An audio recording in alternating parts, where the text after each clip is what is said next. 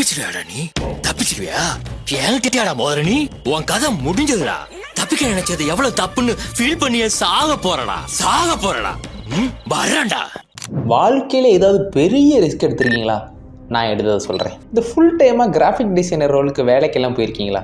எப்படி தெரியுமா இருக்கும்? என்னடா என்னென்னமோ சொல்றாங்கடா. மண்ணை அழுறாங்கிறாங்க, கலாவை போடுறாங்கிறாங்க, கட்டையை தூக்குறாங்கிறாங்க, மரத்தை போடுற நெருப்பை இருடாங்கிறாங்க, எல்லா வேலையும் சொல்றாங்கடா.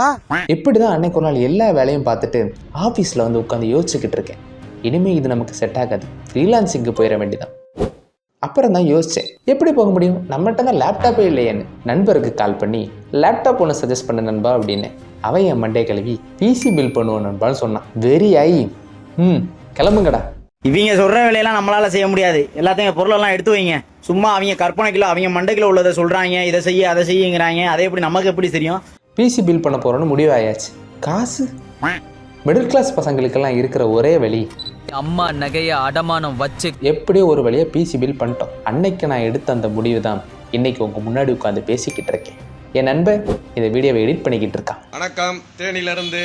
ஒரு விஷயத்துல இந்த பிசி சகலத்தையும் மாத்திருச்சதான். எங்கள் அப்பா சம்பாதிச்சது, நான் படித்தது, என் தம்பி காலேஜுக்கு போனது, என் கல்யாணத்துக்கு கூட அதெல்லாம் வந்து இறங்கினேன். உங்கள் சைக்கிள் மட்டும் இல்லைன்னு வைங்களேன், என் வாழ்க்கையே வேற தான். இது இல்லை.